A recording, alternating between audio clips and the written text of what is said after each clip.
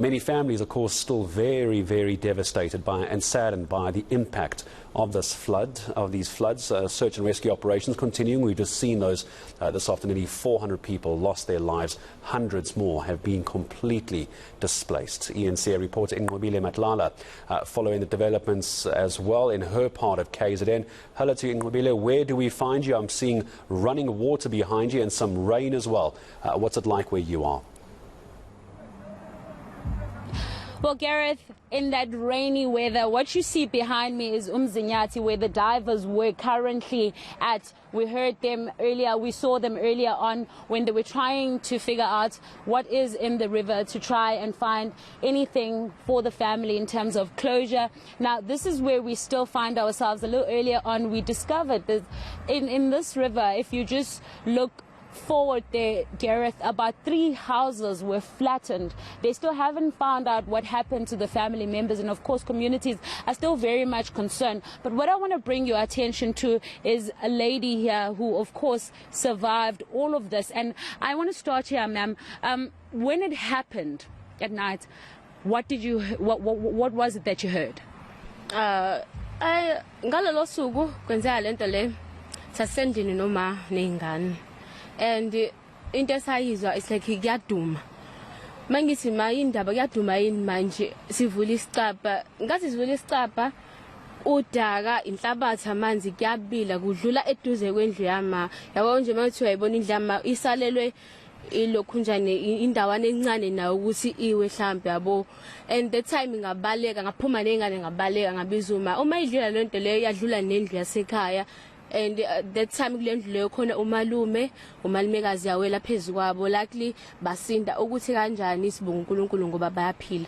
Kuyimanje nje ahleli ekhaya cause siyasaba, sihleli kwelinye ihholo ngapha kuthiwa isebheka umbali, just for ukuthi sisindise impilo zethu because asisathembi lutho since sihlele endaweni eyintaba. Yabo nje njengoba nalemvula isanetha siyasaba ukuthi ngenzakala anything. Yeah. Masikhuluma nje ngomalume no-auntie sisi, bona banjani njengamanje? Bebe kuma pain kakhulu, kodwa ke ngoba besinabantu ama volunteer ka eNCA abesilekelela kakhulu because right now ba feel better. Ngoba nomalume bengasakwazi ukuhamba unyawo belivuvukele, bamnikeza amaphilisi, bamnikeza nezinto zokurabha. Use right because uyakwazi ukuthi atotobe. And wena sisingo kwakho nje ngiyabona uhamba nabantwana. Kunjani ukuthuka? Ngithukile mina kakhulu futhi and ngokwami angisafuna ukuhlala kule ndawo le because angisathembi lutho. Akukho engithembayo njengoba nginezingane nje angisathembi lutho. Nanemvula ikhona sithi. Yeah, nanemvula ikhona, asiyazi ukuthi izophela nini, asiyazi futhi ukuthi izobuya nini. Ma ukuthi yaphela from now asazi ukuthi izobuya nini, asikho safe nje la. Okubhlungu kakhulu ukuthi iseduze komfula lento le mangabe ikuthatha lapha iyokuphosa emfuleni, akukho nisho nokuthi uzame mhlawumbe ukuthi uyayisiza because mangathi uyayisiza uzoyisiza kanjani la indlento iyaqhamuka iyokuphosa emfuleni uhamba nawo umfula empophomeni, obvious umuntu ofile. Yabo, siyabonga kakhulu sisi. Ngifuna ukudonsa wena tete wethu. I mean, nawe ungomunye wabomakhelwane ababonile izinto zenzeka, awusichazele wena ngakuwena kuhambe kanjani?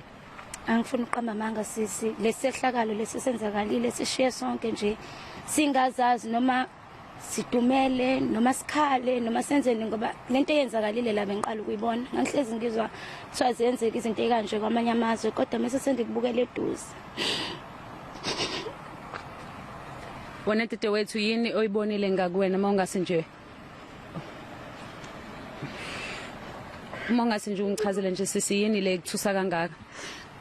Ngibona umntwana entanta esitamgogweni nenapkeni. Namanje akulaleke ebusuku. Ngifuna uqamba manga njengesangoma ngijwayele ukuyibuka lezi zinto lezi kodwa ukubona imndeni uvele kwangiqeda. Kungiqeda amandla, kungiqeda yabo nje kade ngiphelezela umngane nami namhlanje sizobheka uma wakhe nobhuti wakhe abahambile nanamanje babatholile labo bantu labo. Ubhlungu kuthina izindlu zethu icela inhlabathi, imizi yesibhodlokile. Kanti leyo ke sonke sinqombelene ekamereni elilodwa la sesikwazi ukuthi siphekele khona sidlele khona kubi. Siyabonga kakhulu sisi. Well, Gareth, just details there of that painful experience. The lady that's speaking to us, she's saying that she saw a child.